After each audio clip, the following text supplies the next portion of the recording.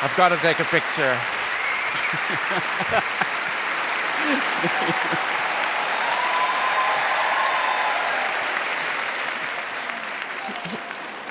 This is amazing. Yotam and I were chatting backstage before, and this is actually the biggest audience that he's ever performed in front of. Yeah, More than double true. the size.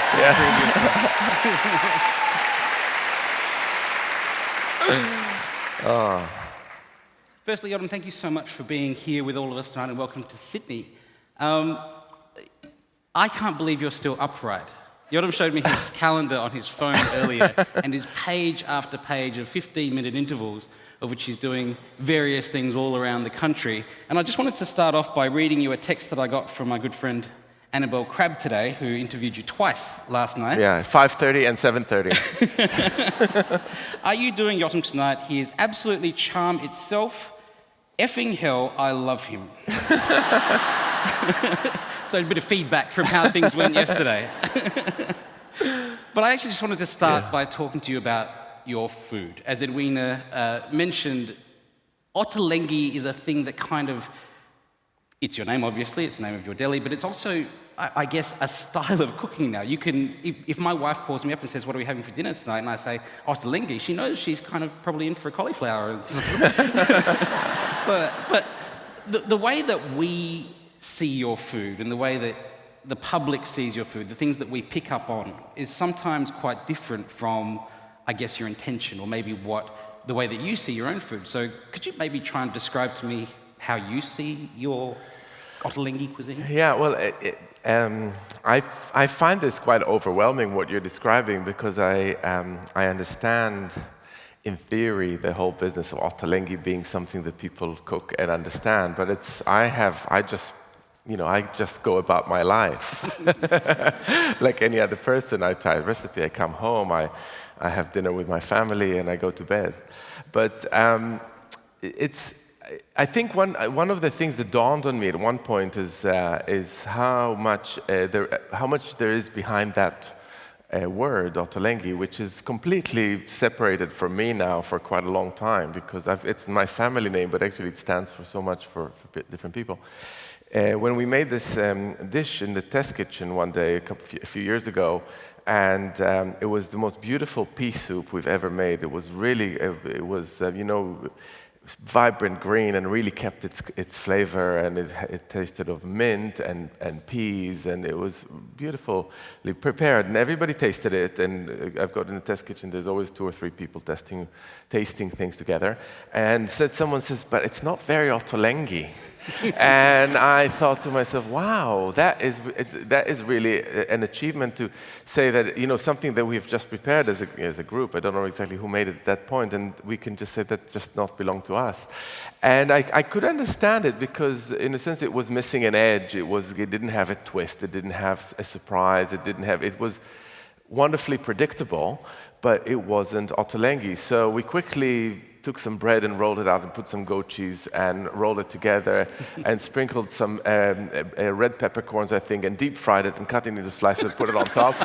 And it was sorted.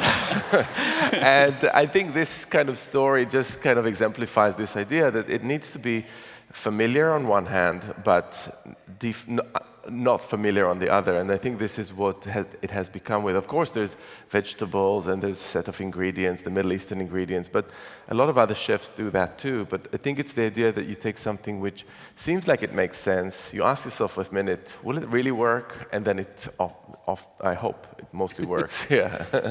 Is it similar to the type of food that you grew up eating, or is it a style that, I guess, has evolved in your professional life and also in maybe your collaborations with other people? No, it's not the food that I grew up eating. So I grew up in Jerusalem in the 1970s and 80s, and there were 2 types of cuisines, or there was many cuisines, but the cuisines that I was exposed to were mainly, at home, was kind of quite European food. My parents, my dad was of Italian origin, and my mom was German.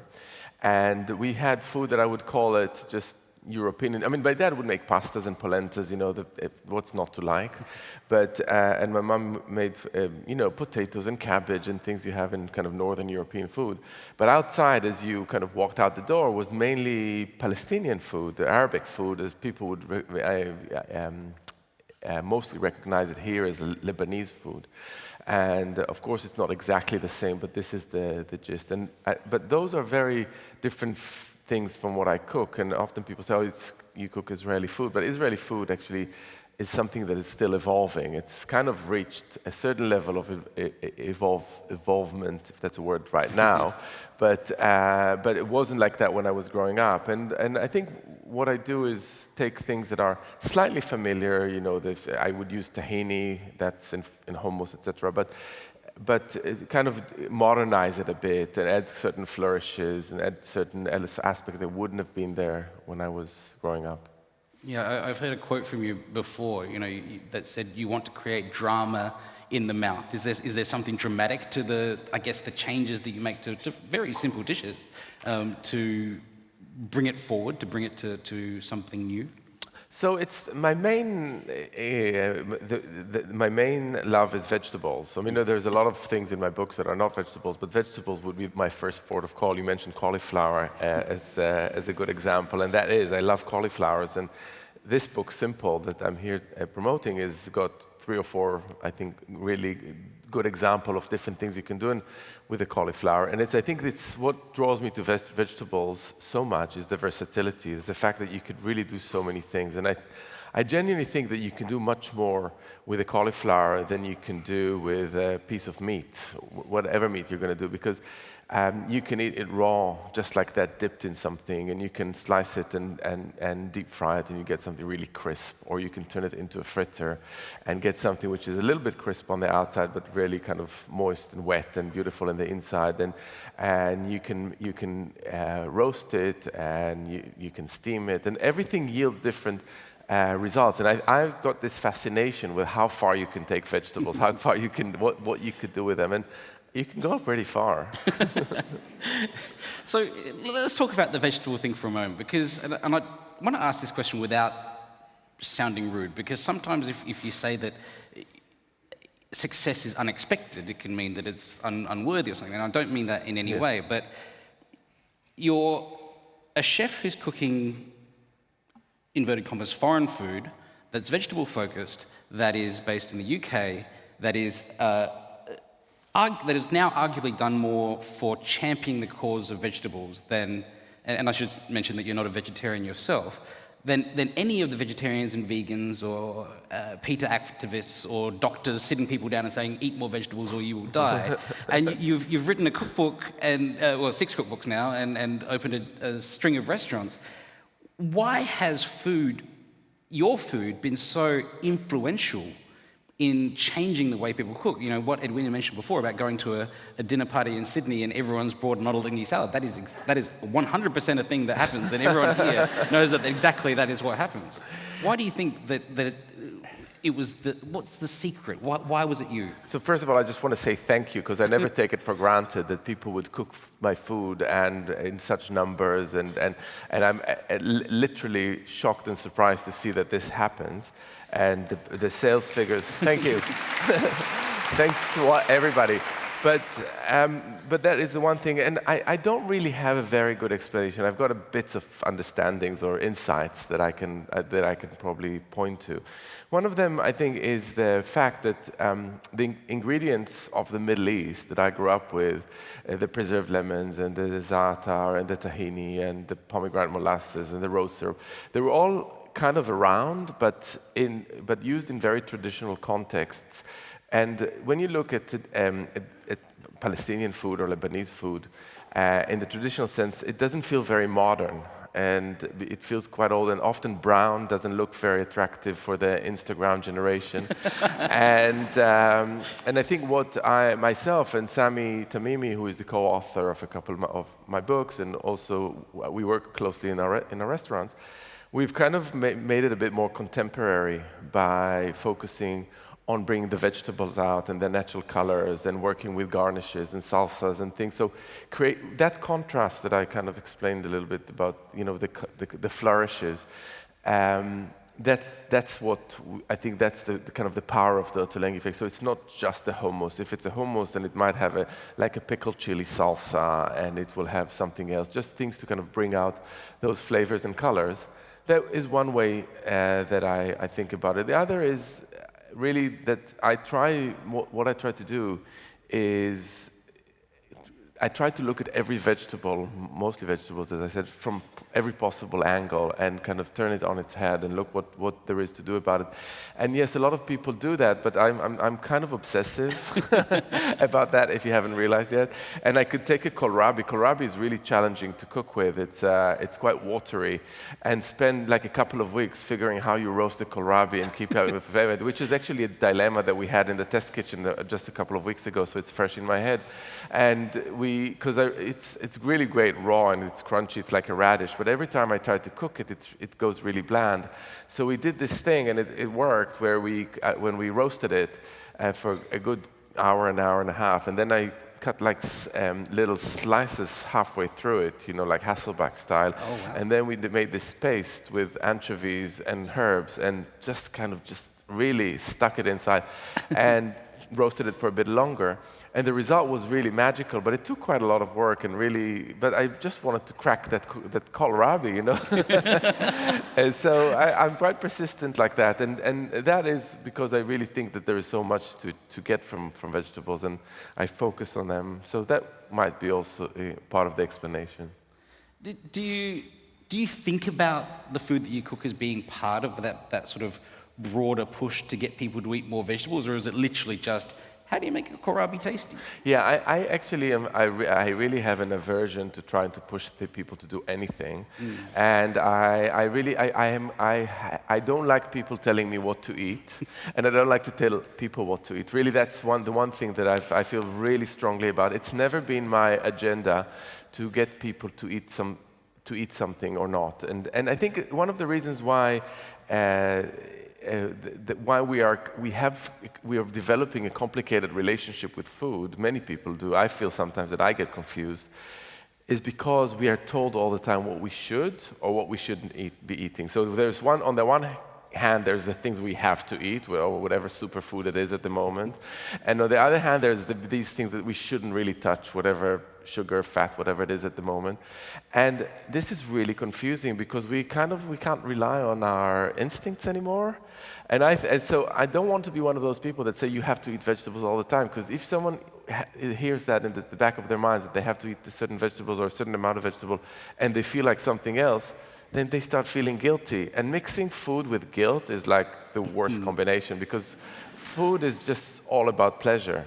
And it's really easy to get into this cycle. So I just think vegetables are wonderful, and I put it out there, and people can choose whether to eat or not to eat and what they want to do with them. I'm happy. Fantastic. So let's go back to the beginning a little bit. You're the son of a scientist and a teacher. You have a master's in comparative literature.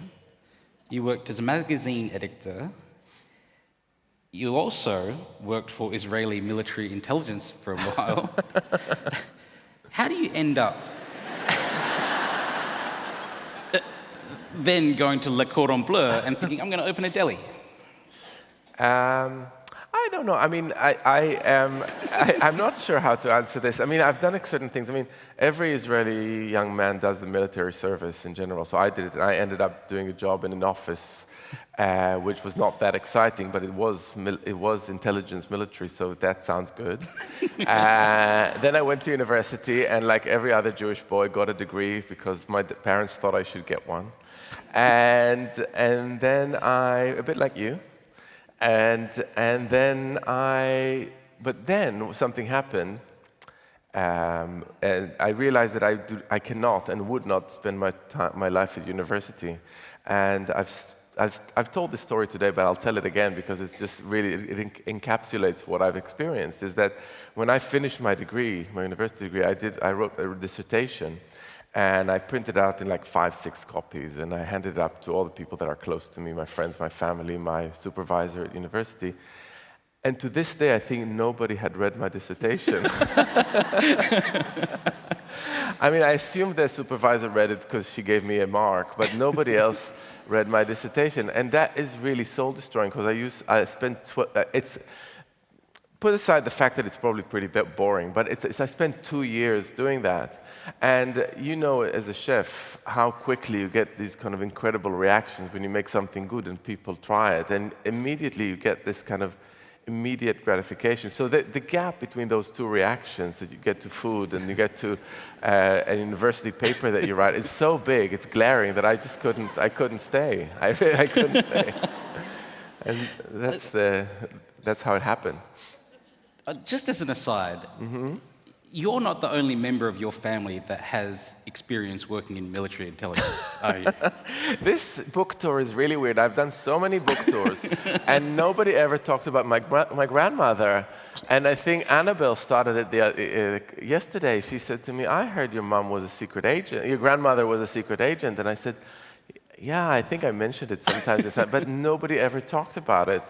Yeah, that is true. My grandmother was distributing guns to agents, Israeli agents in Europe in the 1960s. That is true. She was also a secret Mossad operative and part of the team that abducted Adolf Eichmann from Argentina and extradited him for trial. That's a nod right there. My grandmother was quite special because, as you can imagine, she was a woman on a mission. So we had, every Saturday at 2 p.m., we had lunch in her house. And it was always the same lunch. And every time we used to sit down at 2, she was very particular about how things would be. And she always made a cauliflower, but it was nothing like my cauliflower. It was boiled like for a very long time. And she had the buttery bread sauce. Actually, I really do love that. You know, when you take a bit of breadcrumbs and you fry them in butter and put them on the cauliflower, it was quite nice. And then the main course often was ox tongue. So sliced ox tongue with a kind of a salsa verde, which is I love ox kind tongue. of nice. Yeah, I do like ox tongue, but that was kind of our Saturday lunch. Let's go back to the dissertation, because I believe your dissertation was on the philosophy of the photographic image. Now, even though your friends and family at that time may not have read it, is that something that you use in the nuts and bolts of your career now? If you look at any one of your books, there is, the process of taking a photograph for a cookbook is not just, here's some nice food, put it on there. There is a lot to think about in that. If you're using, do you try and simplify the image? Like, just to say, your cookbooks generally, the composition is generally a single plate on a fairly neutral color palette, which both draws attention to the food, but also tends to make it seem more approachable and more possible for someone at home. If they are seeing this complicated, Israeli Levantine spread, then people are going to get quite intimidated by that. But your food always looks approachable. Do you think that you've applied that knowledge in this field? So the first part of the answer is that I don't think it's related. My dissertation had to do with photography, but it had all sort of lofty ideas about photography, about what is the relationship between a photograph and reality, in philosophical discussions about art. Because when photography arrived on the scene in the early 1800s, people didn't know what to make of it. They couldn't say whether it was a natural object, because it was just something that emanated from an object and turned into another object, like a fossil, or whether it was a piece of art, like when you draw, because it looked like something that you could draw. So there was all these discussions, and my dissertation has to do with that. But I didn't really dwell at all about the artistic merits of photographs or anything like that. So I don't think there is connection between this and that. But I have to say that I do really enjoy the styling of my food in the books. And I always, there is no stylist. I always put the food on the plate. And the books are always, visually, our collaboration just between myself and Jonathan Lovekin, who is the photographer. And you were asking a little bit about the aesthetics of the images, and I find something really interesting about food styling and food photography. I don't know if you have it when you do pictures for your books, but my rule is I never touch the food that goes through the book, because everything that I touch makes it look worse. So I just stand back and then the stylist does like, oh, that looks better than I ever could have made it look. So I don't believe you, but But I really think that sometimes, and this really happens often when we shoot, when you take something that's been on a tray and pour it onto a plate, it looks the best before you touched it. It's just kind of the natural way something falls from one vessel to another makes it look its absolute best. And this is kind of my philosophy, kind of minimal intervention. Of course, stuff happens around. You choose your backgrounds, you choose your plates, you choose certain things. But I try to make the food really look as if it's just been made, and it is just been made. And the other thing, when we cook the food for photography, I always have to make sure that it's exactly as the recipe calls for, so including salt level. So I taste it before we put it. It makes no sense to taste your food before you're going to shoot it because it's just for the camera. But there's something about that kind of preparing something that is just as real as it can be that makes it deliver that message in the book. And especially in this book, the latest one, Simple, I wanted to bring this to the fore even more because it was, for me, this book is about approachability, making things that are approachable to people in more than one way, but still approachable.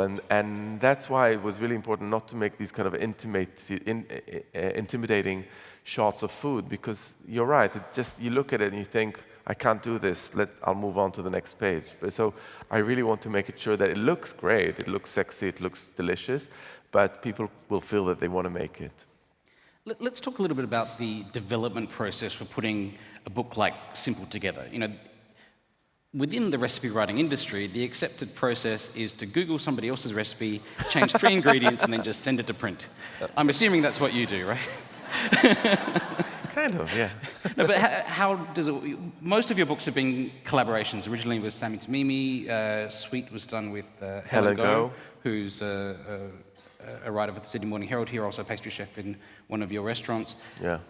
What's the process behind the development of recipes, the testing of them, even the conceptualization of how is a book going to come together? Yeah. So I kind of, the way I test recipes, and actually I would call myself now a recipe tester because that's what I do most of the time. I'm in my test kitchen and I work with a small team of 2 or 3 of us. And essentially I sit there and there's people cooking, and I constantly taste recipes. And the process has really evolved. When I wrote the book Plenty, about 10 years ago, or a bit less than that, I tested all the recipes at home. And and on my own, I used to go do the shopping, do the cooking, washing up, writing down the recipes and submitting them. And it worked quite well at the time, but I felt that I kind of reached the end of how far I could take that system. I really needed more people around me. So I was pushed by one of my partners, Noam, who's always the one who pushes to do things when I think they're too extravagant to do, to get a special space, a test kitchen where people would come and test recipes. And now I have a team. And the way a recipe comes about is that we have kind of a weekly meeting where we decide what we're going to cook for the next week or so. And we just start cooking and testing. And a recipe could be tested, I don't know, up to about 15 times until we get it really right. Sometimes it's okay after 3 or 4 tests, but most times it's on average 6 or 7 times. And it's a really very, very thorough exercise. We taste, we have discussions, we do. And sometimes people make fun of me because they say, put 1/8 of a teaspoon of salt. Like, what's that all about? And we can't even measure 1/8 of a teaspoon because it's not one of the measuring spoons. But in a sense, what it stands for, I do have 1/8 of a teaspoon measuring spoon, by the way. What it stands for is that I want to bring the reader or the cook as close as possible to where I was standing when I tested this recipe.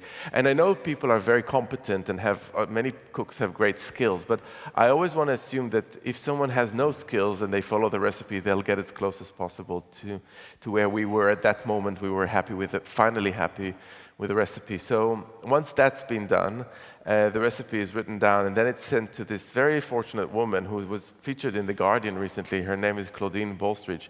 She lives in Wales, and she's got 3 kids and a husband and parents-in-law that lives across the road. And she lives in rural Wales, and she tries every recipe I've ever published on her family. And she writes a report. And Is it like Tommy 6 spat out the peas? A little bit like that. She's sometimes right. Rodri didn't really love this. Rodri is her husband. But the kids absolutely adored it. I mean, just kind of bits of information like that, but also something like, why 180 grams of ricotta when there's 200 grams in a packet? What am I supposed to do with the 20 grams?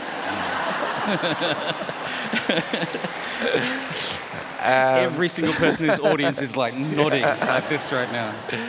So, and it's very useful to have someone testing a recipe at home on their kind of normal family in a normal kitchen that is not a professional kitchen, and being able to give you an honest opinion of people that are kind of unbiased. And so it's a very lengthy process, but I think it works well for me because I feel very confident that at the end there is something that is pretty foolproof. I mean, people will always not have less success than others in certain recipes, but I have to prove to myself that I've taken it to the limit.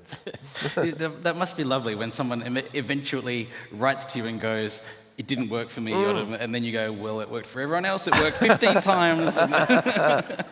Yeah, but the thing is, the science of cooking is really something amazing. I don't know, people are not aware of that, but the size of the pan matters so much. Like, I often write, like, it's at 18 by 24 centimeters roasting pan.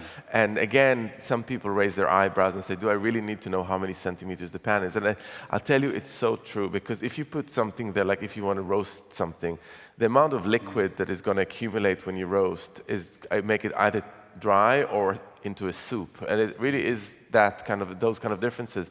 And if you're a confident cook, then you know that this is too small. But if you're not that confident, you just wouldn't know. So it's better just to measure and say what size the pan is. Brilliant.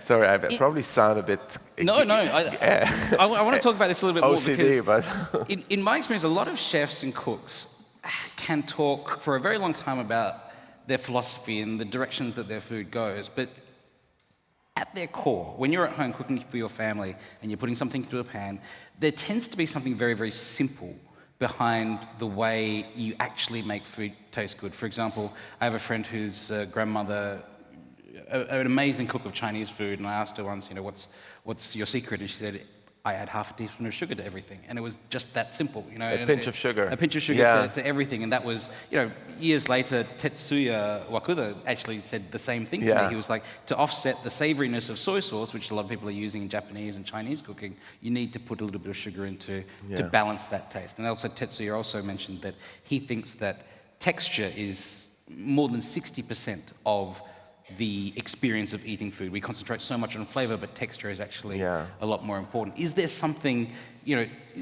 simple and secret, maybe not even secret, but that you do when you're cooking to make food taste good?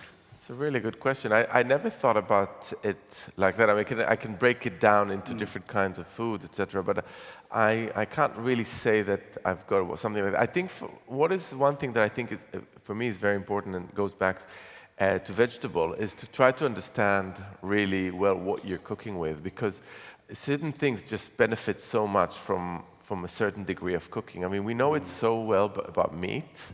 Everybody knows and fish, how bad it is to overcook or undercook a piece of meat.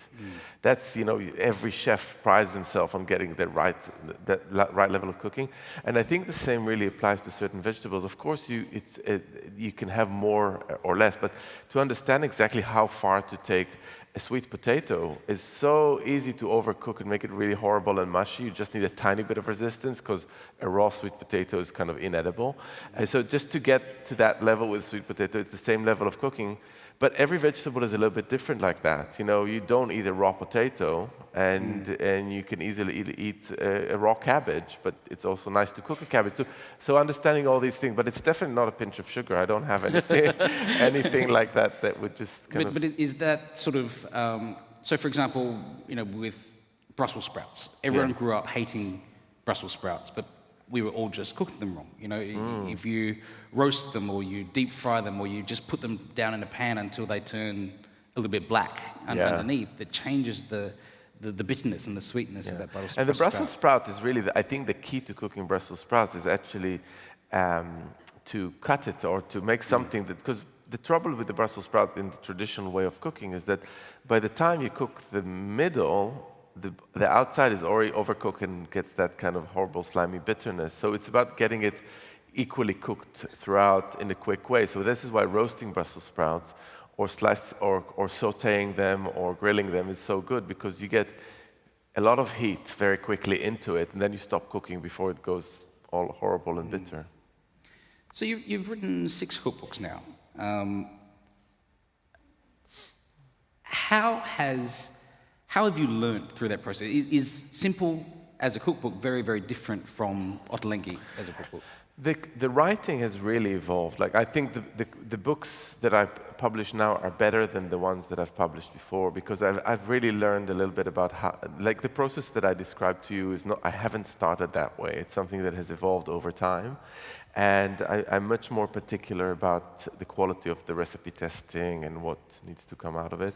But there's also something that I learned, and I think it's got to do with age and with I'm a kind of a late parent, so I became a parent in my mid-40s. So there's something to learn from that experience, in the sense that many of the things that I've published in previous books, or most of the things, my kids wouldn't touch. And I don't say it in a bad way or a good way, it's just a fact, because these are kind of complex flavors, and the textures are probably sometimes too hard for them, etc., etc. And now I look at it slightly more from their perspective, and slightly more from the perspective of different cooks and their expectations. This is why Simple was such an interesting exercise for me, because the way Simple came about is that a few years ago, The Guardian asked me to write a supplement with 20 easy recipes for spring. And I remember when I got the brief, I was just shocked. I said, like, Ottolenghi, I don't do Simple. I was completely like, and this was my reaction, because I said, like, what are they thinking? But then I said, okay, let's take the challenge. And we sat down, myself and Esme and Tara, and we sat down and we thought, like, okay, so let's do something with this. And within like an hour, we had like great ideas. And what all these ideas had in common is the fact that there were things that we do at home, you know, like a pasta or jacket potato, or things that are kind of, but I never thought they were worthy of becoming recipes. And we took them and we kind of Ottolenghified them. We added flavor. We added something like, you know, like rose harissa, or things that are kind of shortcuts for flavor. And all of a sudden, something that seemed almost too simple to be in the book made complete sense, because it had everything that I wanted it to have. The layering of flavor, and the interesting look, and the kind of some kind of conflicting textures that make you think. And when it was time to publish the book, I thought to myself, wow, that's a real achievement, because we managed to capture simplicity to a certain degree without losing too much of what I thought was kind of the identifying features of my food. So your son's Max is, I think, 5 now? He's 6. 6, and Flynn is 3? 3, 3 or 4? Flynn is 3. They're about the same age as my children, and I know that they're very hard to cook for, children at that age. You know, do they have a favorite dish? Is there something that you go to?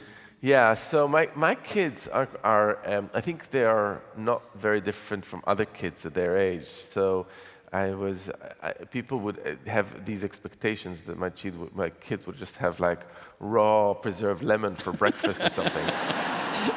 But that is just not the case. They are kind of normal children.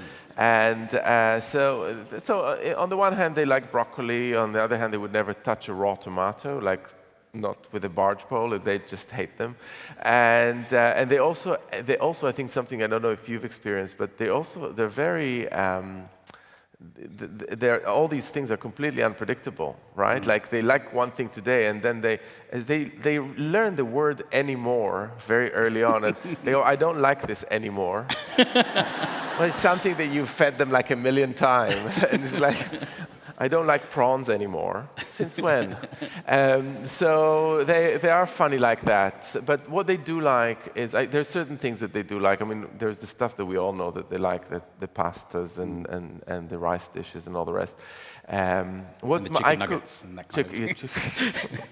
I've yet to try that, but they do like one thing that is my comfort food is their comfort food, and that's Majadra rice with lentils and fried onions. Oh, come No, yours wouldn't touch that? No, I think they would, but I wouldn't describe it like that. It was like, it's rice and onions, eat it.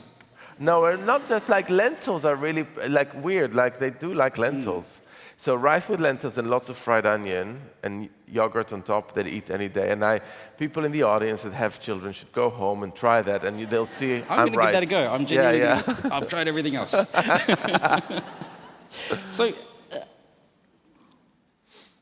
in terms of, I guess, the food that you cook and the way that it's been accepted by everyone here, everyone around the world, is that a challenge for you? Because obviously someone at home in England cooks and eats very differently from someone here in Australia, someone in the US, and all the other places around the world where your books and your style of cooking is very popular. Do you find it hard to, I guess, localize for those audiences, or do you just do what you do and then people take what they want from that? Yeah, I often think about who is this for, and there are differences, but I actually think that the differences are getting smaller and smaller. I think generally people in urban centers all over the Western world at least, but I think other parts of the world as well, eat more and more similarly. And I guess it's got to do with the availability of produce and books and social media. So you'd be surprised how similar people do eat, as far as I can see in different parts of the world that I travel. But I find more interesting the question of, for me, because it's a new thing, is how different people cook, rather than people of different nations. It's more about the psychology of the cook. And when we started working on this book, we just got a bunch of people who happened to be around us and asked them, what does simple cooking means to you? And we got really such different answers, and it kind of informed the way the book was structured with the acronym SIMPLE, SIMPLE, because some people would say, and for me, that was really eye-opening. Some people would say, I would just like to cook something in 20 minutes. Mm. You know, the amount of time you spend in the kitchen was the criteria, the deciding factor about whether I'm going to go and cook something or not. That's simple cooking for me. And other people say it's absolutely not about the time. It's about the ability to make something ahead of time. So I can make all my preparations an hour or two or a day before I have to throw a dinner party or feed my family. But I wanted to be able to not to worry about it the moment it's time to put the food on the table.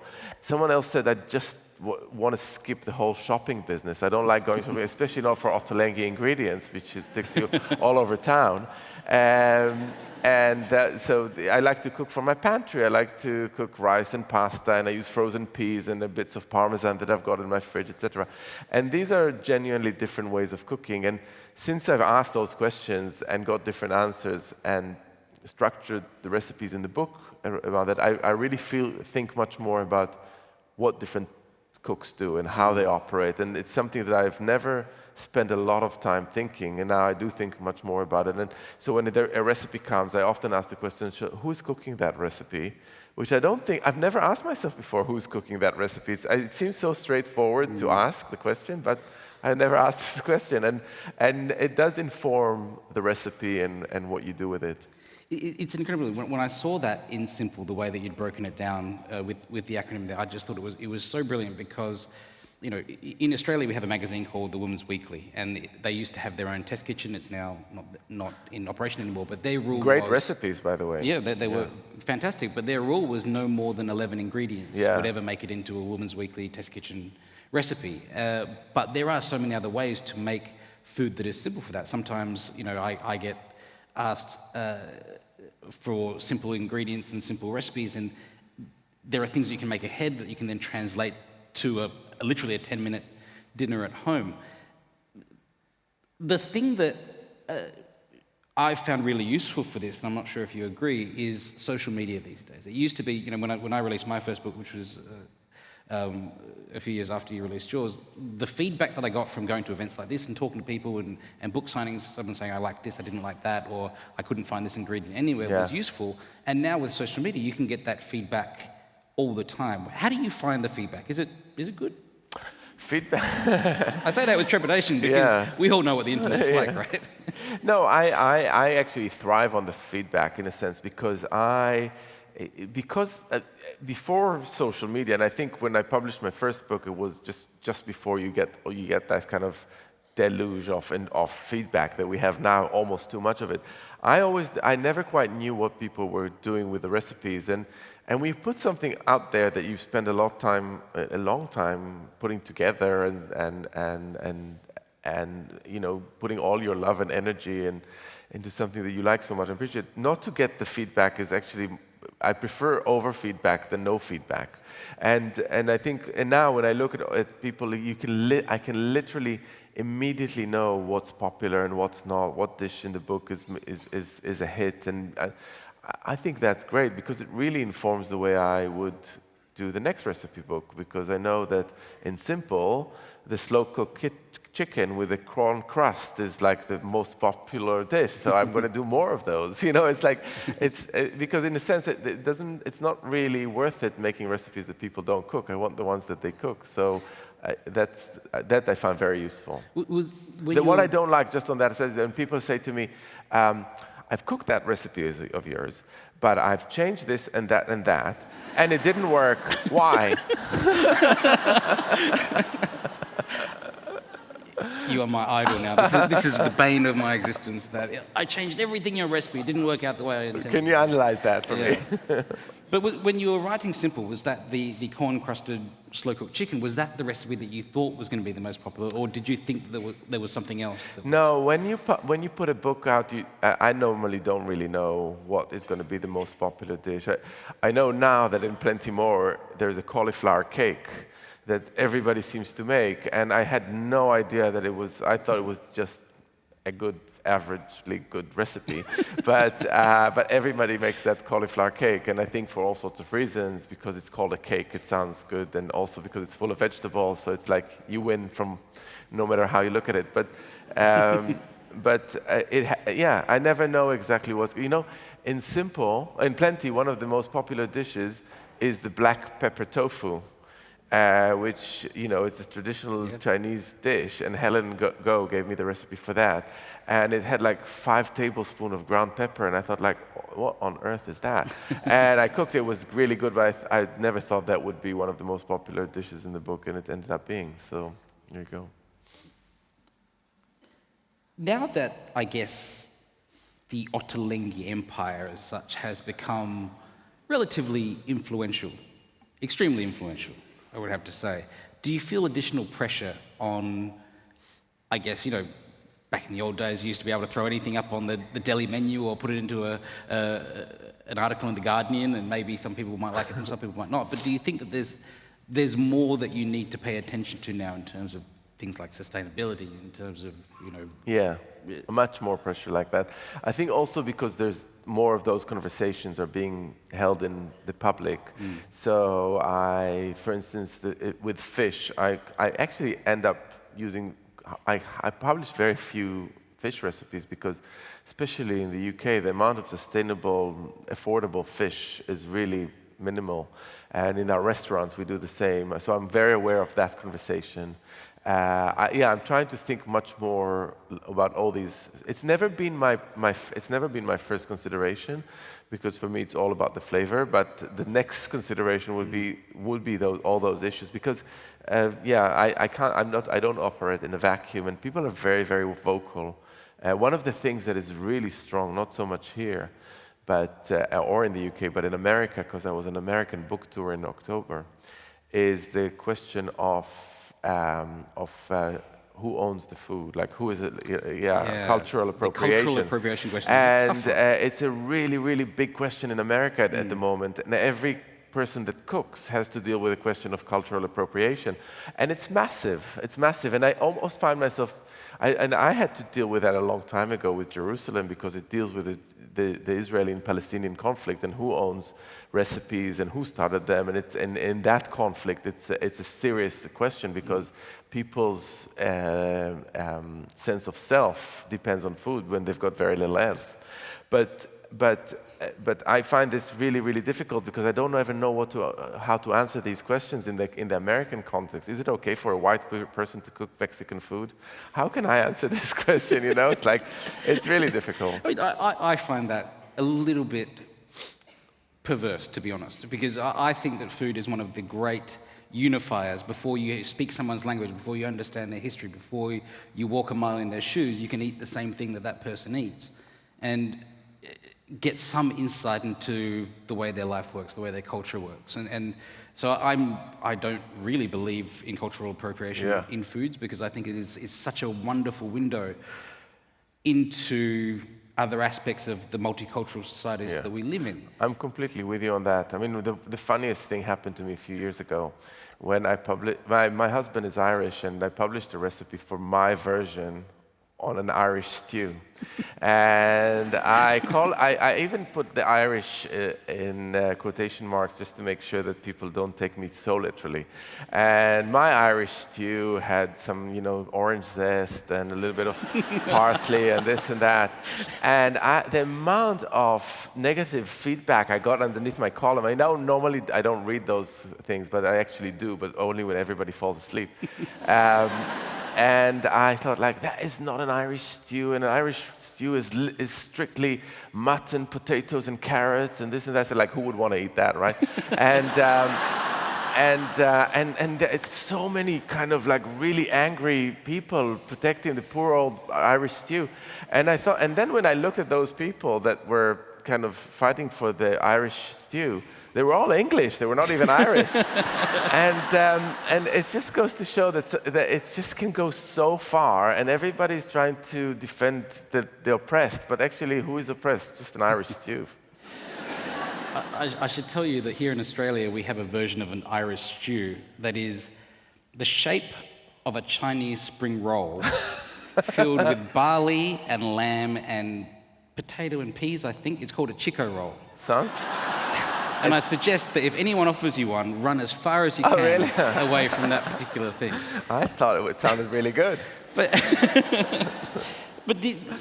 food is obviously a very powerful force. It can change the way people think, it can change the way people live, it can change their health. But is there a limit to what it can do? Obviously you've collaborated for a long time as an Israeli Jew with a Palestinian Arab, Sami Tamimi.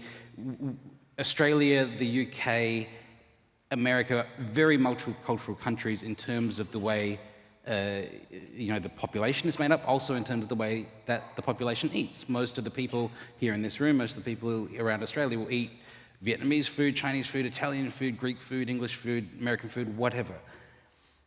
But yet we still have big problems with race relations in all of the countries that I've just mentioned. Why has our love of food in a cultural context not really translated as well to an interpersonal understanding? This is it's a really serious question. I think it's tragic, really, that we are so good at adapting ourselves into different cuisines and enjoying and being, super international and not being able to apply the same level of tolerance that we do to other people, to the actual people that cook them. And I find that, because I come from Israel and I see that every day. I mean, and I use the word tragic because it is tragic. There's no other description. I mean, Palestinians and Jews in Israel and Palestine eat the same food. And that is a language, right? They really eat the same food. They enjoy the same kind of level of spicing and the same kind of way of eating, the informality, the chickpeas and the tahini and the olive oil and the olives. And it's insane that they can actually share that kind of intimacy around food, and they can't have that same conversation with each other. And I don't know if it says something about the human condition or it's something about this just point in history, but it just doesn't seem to be doing enough. I mean, but there is, I mean, that's a very negative way of looking at it. I mean, there is also positive sides to that, and there is a lot of dialogue that happens around food. And one of the things that I think is the most incredible thing that happened around food with social media is that there is a group of people all over the world that really speak the same language, the language of food. And you know, you mentioned Brussels sprouts, and all of a sudden, like 2 years ago, Brussels sprouts were like on every restaurant table in every country on the planet. You know, I think I went to Moscow or somewhere, and they had like roasted Brussels sprouts, and I was like, wow. And that is really special. If we could take that and make it something that people would actually do in their real lives, you know, in their way they interact with each other, that would be an incredible achievement. I think there is hope for us yet. You know, the multicultural nature of the food that we eat is very young, as is the multicultural nature of the societies we live in. That is true. If you look at, you know, what do they call it, the Colombian transfer, where chilies and tomatoes and corn and all those various other things went from Central America around the world. That was only 400 odd, 500 odd years ago, maybe earlier. Don't fact check me on any of this, please.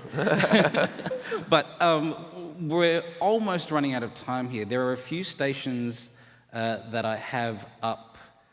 One here, two there, two up on the top tier there, and then one around here. If you do have any questions for Yotam, we'll be doing about 20 minutes odd of questions. So if you could start making your way, we can't take too many, obviously, but if you could make your way towards those microphones, so when we come to the questions that you'll be ready to ask, please feel free to do that now.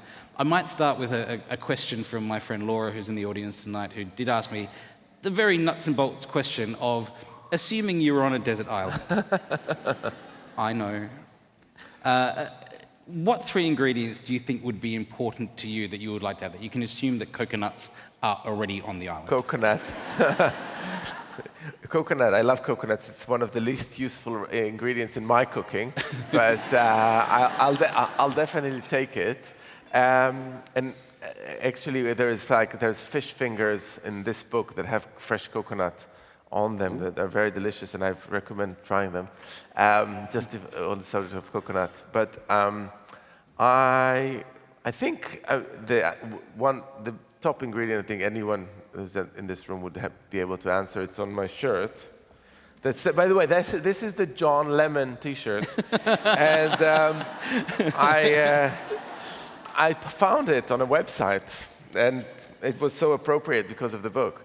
But so I brought it with me. So lemon would have to be there, and it has to come some kind of starch. I want to say flour, because then you can just do stuff in breads and things like that. Lemons and what else? Olive oil. Wow. I can do quite a lot with those things. But the coconut and the animals that I might hunt. Can you see me doing that? I do love seeing the answer to this question because some people, you know, when they're given 3 ingredients to choose from, they choose their 3 favorite ingredients, the things they like to eat the most. You know, oh, bring me a chorizo and something. But then you've got someone like Yotam who is looking for the most versatile ingredients possible, as if he's actually on the island. You know, he's thinking, how long do I have to live on this island for?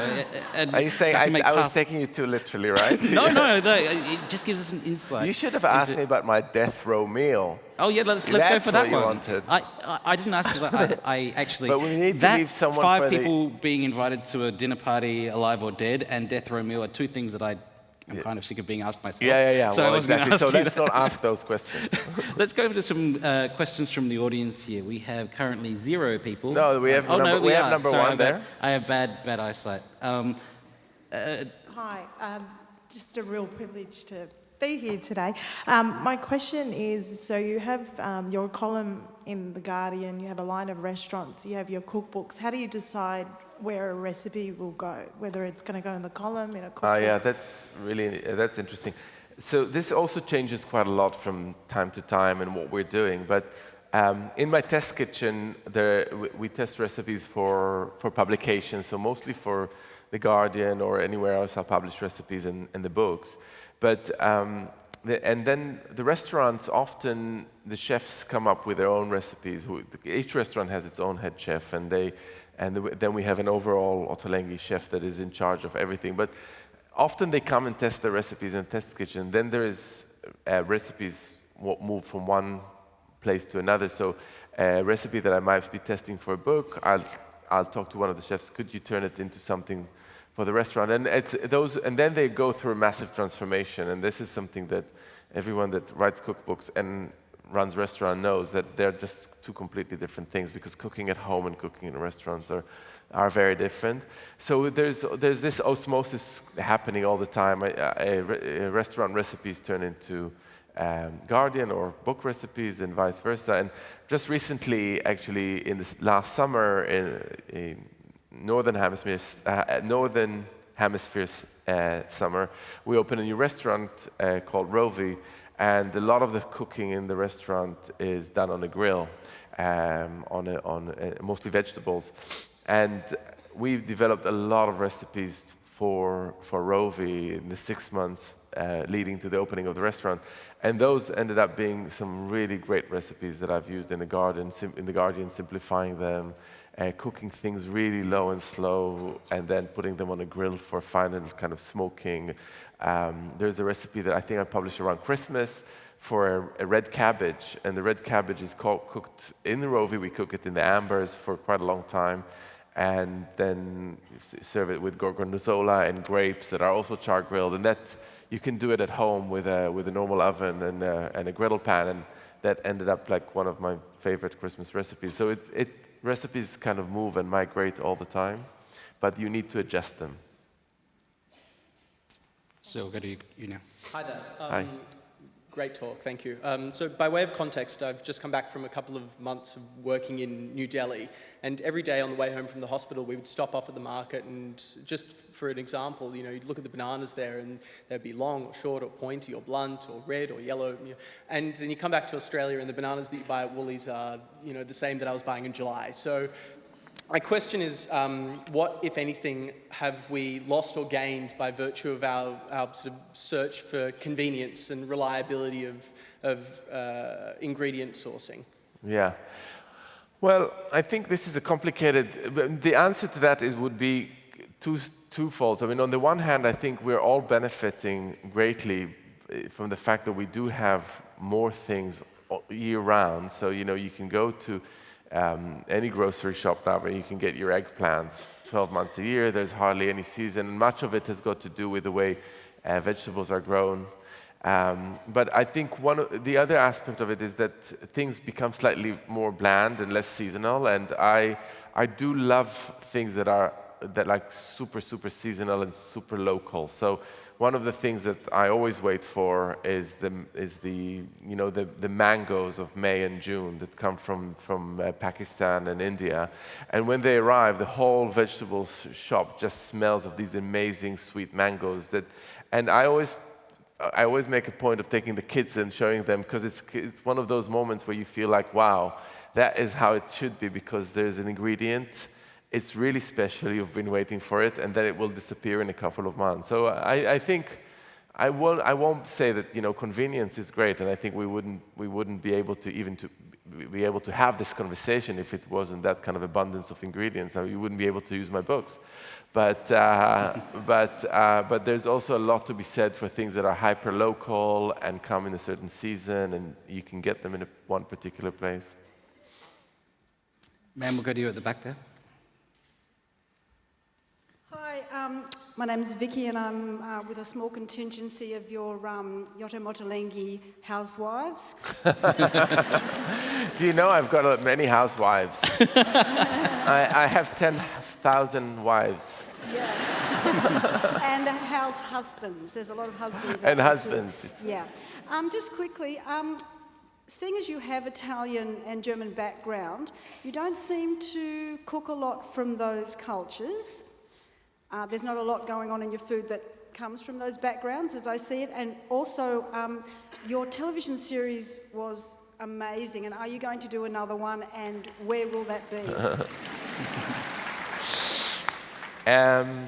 So, to answer the first question, I do have quite a lot of Italian influences in my food.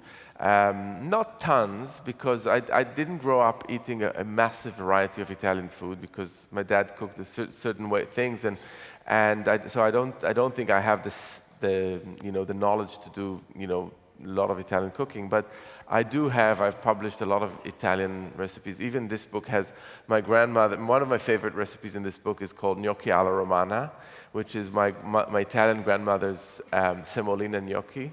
And if there is such a thing as that definition of comfort food, I know you would probably talk about some kind of Asian dumplings, which I agree are also very comforting. It's those gnocchi alla romana. It's semolina that's cooked like polenta, until you can spread it and it goes solid, and then you cut and you put it under the grill with some melted cheese, with some cheese that melts and grills, and it's a wonderful thing. I really think you should all try it. I said that about a few things tonight, didn't I? I'm keeping a mental list. Like an apostle. And about the TV series, I loved doing my Mediterranean feast. It was one of the greatest experiences in my life, and I only did that. The main reason why I did it because for me it was a learning experience. For me, TV is I went to places that I've never been before. And I met people that I wouldn't have never have met otherwise, and I came back with tons of recipes. And that is a major thing, I publish many recipes, so if I don't learn, I don't go, I absolutely loved every minute. When my kids were born, I decided to do a bit less TV, or stop actually doing long series like that, because it just took me away for very, very long periods. You know yourself, once you do a series, it's a good whole summer gone just for 5 or 6 episodes. But I probably will do some more, but I'm not doing anything at the moment. They might have to grow up just a little bit more before I can say goodbye for the summer and go to another excursion. But I'd love to go to Africa. It would be fascinating. I keep talking with my network about where would be interesting, and those are the places that interest me. Africa, maybe India, places that I guess where people don't know so much about the food that you can open people's eyes to, because there's millions of people that eat that every day. Ma'am, we'll take a question from you now. Hi, I'm a huge fan, and I feel honoured to be able to ask you a question. So thanks for the opportunity. My question's a bit of an advice. I grew up in a Cypriot Greek family, so food is everything to us, and we go to the grandparents' house for weekly dinners, and they cook the most amazing food with the most amazing flavours. And the last 2 years, I've tried to write their recipes down to have the flavours when they go. Yeah.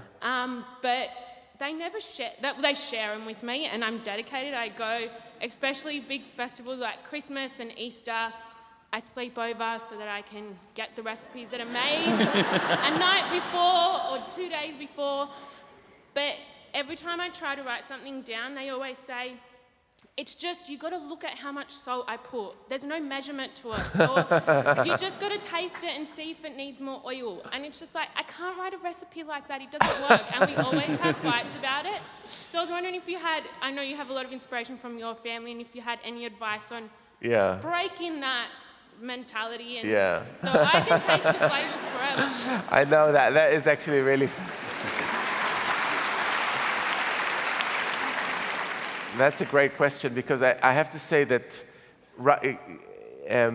it's really to write down recipes, or to break down recipes or dishes into recipes, is really goes against every grain of every chef. It's like the first time you do it, you feel like, what this is just so wrong, because cooking is all about fluidity, and you do the thing and it tastes delicious. But trying to think what you do at every stage and break it down and write it down, it's totally not normal. And I have to say that now I can't cook without writing things down. It's insane. So I've kind of went it completely the other way. Every time I cook, I go, how many? I bring the measuring spoon out, and I go like, why do I need a measuring spoon?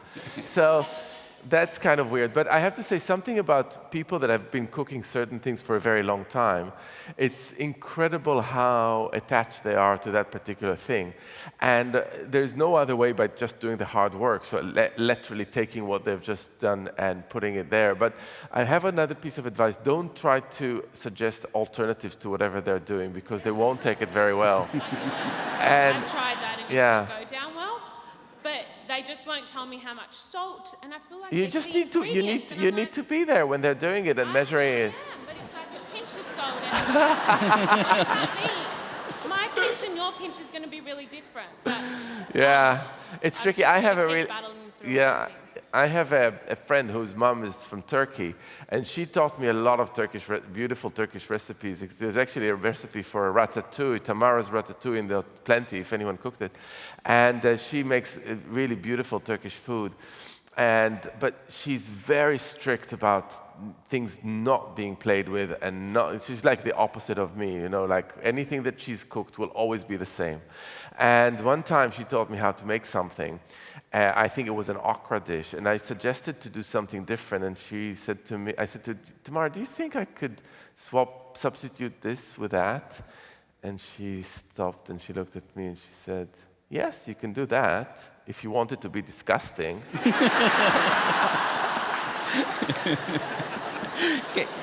I can offer you some advice on that as well. I won't take up too much time, but just try writing the recipe down without any measurements in it at all. Because my mother gave me her cookbook that she's been using since she was, 15 years old. And there was this one chili sauce that I'd been trying to make for years and years and years, and I'd tried every different recipe of how to do it, and then I saw her recipe, and it just had no measurements in it at all. It barely had the ingredients listed. It was just a way of how she made it, and it said to look for colors and to look for certain things in the way, and it's the first time I've ever made that sauce and it worked out right. So sometimes when you just see the flow of recipe, and it sounds like your family's cooking very naturally, if you see that natural flow, the recipe will make more sense than trying to make it like a robot recipe. You know? Right. Thank you so much. I appreciate it. We'll take one more question here. Ottolenghi on the East Coast, cooking with a hermit. Best food porn ever. What is your favorite place to cook on earth and why? The favorite place to cook on earth. So I have to say something. I want to break the myth. I mean, cooking on my knees on a beach in Tunisia is a complete nightmare.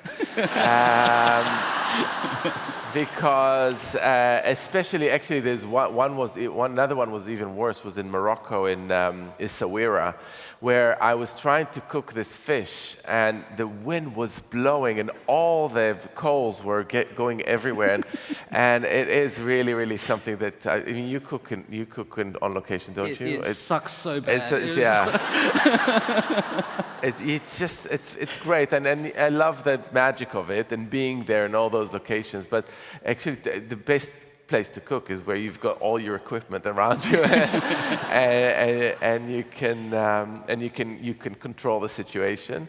But those places that I went to are really, really magical, and I have to say that Tunisia is a really underdiscovered country, and it's got beautiful beaches and beautiful places to go and eat if you don't want to cook on a beach. We might have time for one more question here.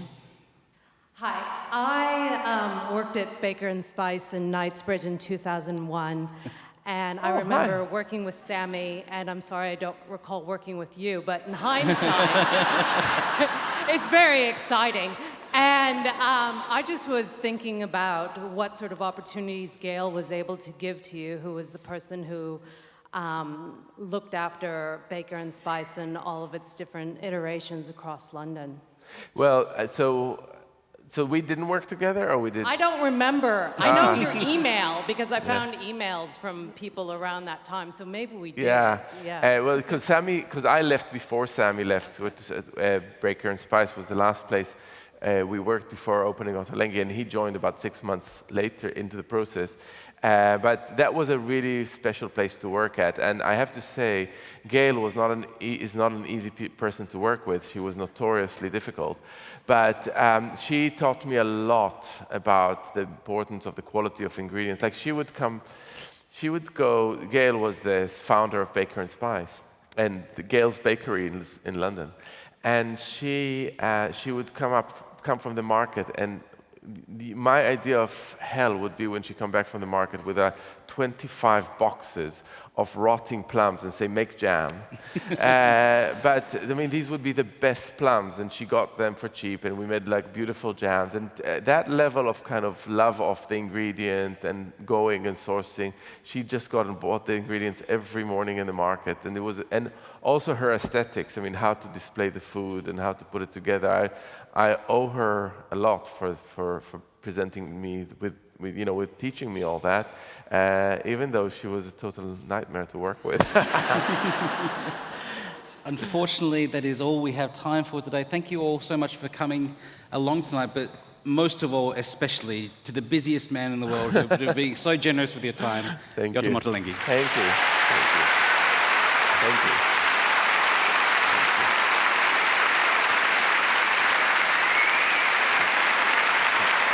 Thank you so much. It was brilliant.